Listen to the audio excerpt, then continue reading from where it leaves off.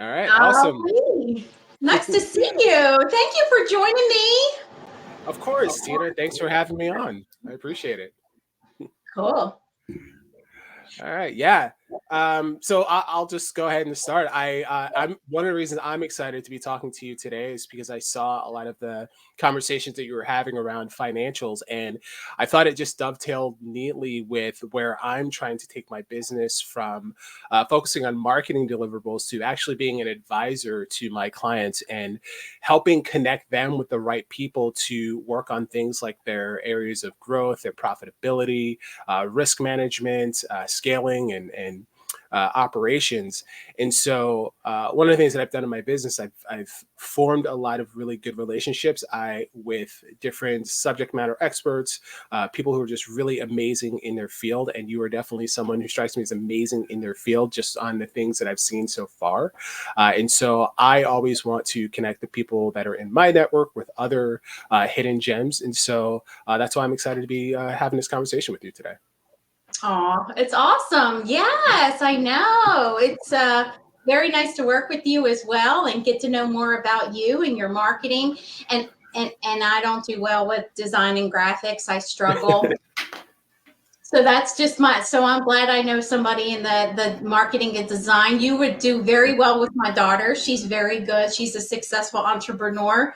And she's what I call her is the little cake boss lady. She hates that, by the way.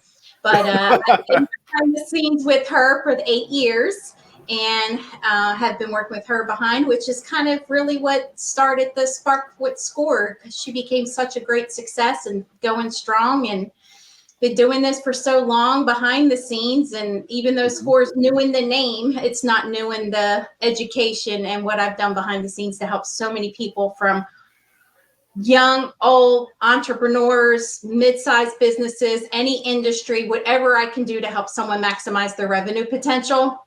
That's what Yes. I've got going with me. So yeah, so tell me a little bit about where you see yourself in 2024. Yeah, so as I alluded to, I am shifting away from just focusing on marketing deliverables and branding. That's such a huge portion for a lot of the businesses that I work with. But oftentimes, what I have found is that business owners are trying to solve business problems with marketing and branding solutions, and sometimes that just doesn't work. For instance, what kind of precipitated or was the impetus for this shift was I had a conversation with a prospect who wanted a website redesign to generate more leads for their business. And when I had a further conversation with him about, what does it look like behind the scenes, right? Always operating from, if I'm going to deliver on what I promise you, we're going to get you the results. But then what is the impact of that going to be on your business? And once I had that conversation with him, discovered he was spending an extra 2 hours per day calling back each of the, returning voicemails, intaking clients by himself. He didn't have a system or a process or an infrastructure in place to really handle the leads that he was already getting. And he was very talented and skilled in a particular specialty, very unique in the entire state, I believe. And he wasn't getting to do that work and make that impact that he wanted to make because he just didn't have the infrastructure behind it. And I was like, man, that's one of the most heartbreaking things to hear as someone who's been an entrepreneur for well over a decade, somebody who's been going after their own dream, to hear that somebody else in their business isn't getting to do the thing that really lights them up, that really allows them to make the difference and the impact they want to make, because there's a structural deficiency in their business or something that's just not in place. Same thing with their branding, their website, their marketing. They just don't have those tools and those things in place that allows them to make the impact. And so I want to be a part of the solution for that. And so Oh, that's that's what I see 2024 awesome. being all about. Good. Yeah. Because I know, when I work with, revenue acceleration mindset, and that involves a whole umbrella of things from my background. I know that advertising, marketing, rebranding, or branding, or whatever it is to kind of get you to that next level, because the goal is not just that, but also bringing in more Hmm. clients, sustainable clients, higher ticket clients. That's Hmm. a huge huge expense. It's a very big expense. And the main thing you want to look at before you even decide to do that is, hey, let's look at our maximum potential right now in revenue. Let's work on our revenue streams. And a lot of people say to me, why in the world would you want to focus on collections first? Well, Mhm. that's the best place to start gaining some money. Let's Yeah, get absolutely. some, it's so funny. I say to people, I said, look, I'm going to tell you something. If we don't start with collections, the longer you let that thing age, it's like, you ever see that show called The 48? Takes 48 hours to find the murderer that killed someone. Well, that's what collections aging is. The longer you take, the longer it's going to be harder to collect. And not only that, from the billing perspective. So I always say, you're focused on client increase. You're focused Hmm. on, keeping your customer service high. And you're also focused on delivering a phenomenal product and service. Well, the last thing you want to deal with is billing out the client if they're not prepaid. For example, if billing out the client, you're behind on billing, and then of course you're Hmm. behind on collections and making sure people are paying you, because some people have payment plans or terms or things of that nature, and they don't realize that they're losing all that potential and money, and by the time they turn around, it's so far gone, it's hard to stay afloat. And then those people that you forgot to bill end up in your aging report, and that thing becomes a snowball before you know it. So I always work with companies to restructure their collections process, their procedures on whatever it needs to be to get money quicker. Or the other part of it, I have people Hmm. say, oh, I don't have to worry about collections, everyone pays up front. I'm like, well, have you checked your costing lately? Yeah. Let's bang for your buck, because maybe that's your problem. That could be the pain point, right? Not a problem, a pain point. There's always a solution to that. So that's what I look for is, let's work internally first and find the money. So that way you're not having to extend credit or ask the investors for more money or things of that nature, or have to hire. Because once that client increase comes in, right, you do your Hmm. job, you help them, they get a booming clients. And what happens? They don't have the staff to manage the financial flow. Yep. So that's another thing Score does, is we can help cushion the situation while you're growing until we figure out like where you're going to be, whether it's recreating standard operating procedures, or we just become your contract consultant for a little while until you grow and stable, because we want you to stay focused on that component. We don't want you to be stressing out about the financial part. That's what we do. That's what we kind Yeah. of pride ourselves, and that's our passion. And then network with other places, like a financial advisor, a CPA, or I work directly with the IT team or your IT support. So I would work directly with you in reference to making sure the budget's there, making sure, what are we looking at, short term, long term, midterm. It can go really range, right? The goal is to get the marketing out there and to get the branding that they want without the problems that you're seeing as well. Like, have a proper plan in place for growth, because it's all about that revenue acceleration. Yeah, absolutely. And there's a couple things you said there that I'm glad you said, like where one, you're working on the collections as a place as the first place to look to find money.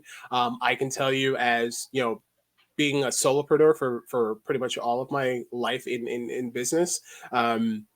When you have a client that is late in paying you, I had a client even this past year that took over 60 days to pay their bill.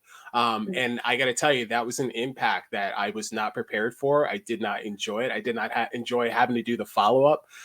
One, because it just kind of took the enjoyment out of the process and the work that I did. And it's like, man, this client was really great. And then suddenly there's this issue of having to go and ask for money. It's like, I don't want to be in that position where now I'm looking at you kind of sideways because it took you over 60 days to pay your bill. And then you're coming back to me to ask for more work. And I'm like, can I trust that you're actually going to pay on time?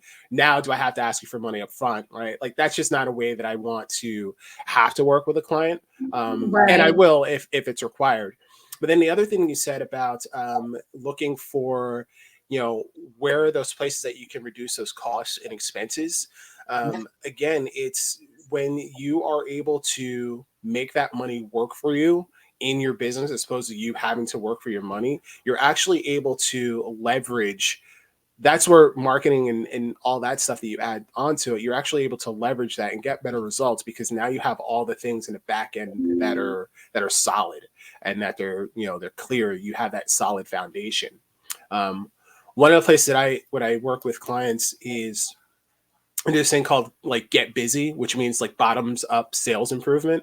So it's almost like at the end of that sales funnel, after you deliver that final product, what is something that you can add on to it to either get additional revenue in or reduce some expenses? And it sounds like it's a similar philosophy in terms of what you do, in terms of looking for that money of what's something that's very easy that you can do that where the money's already there, you just have to go and get it. Exactly. And to add to that, Ali, so I have clients that say, look, they owe me money, but I'm trying to focus on the positive side of maintaining the Mhm. client because guess what happens? You start being an enforcer, so to speak. Well, not only do you ruin the relationship with the client that you had such a good relationship with, then you could potentially cause yourself a bad review, nothing directly that Mhm. you did because they didn't want to pay their bill and they're mad and they just want to give you a bad review, or you then lose referrals because we all know a business Yeah. survives off of word of mouth a lot. So what happens if that person gets mad that you've, had to go after them for money? You now, you've got this bad review. Now they're spreading the word, and we all know how that goes, right? We don't have to Hmm. reinvent that wheel. That's the thing that Score wants to prevent. We want to be able to come in when you get to that stage and not have, kind of be the agent to go after the collections. And I'm really good at what I do on the collection side because I go with sugar, not salt. And there Okay. are ways to work out a collection situation. So it doesn't have to be harsh. My number one thing that I focus on Yeah. with businesses is I don't want you to get to the point that your aging is growing.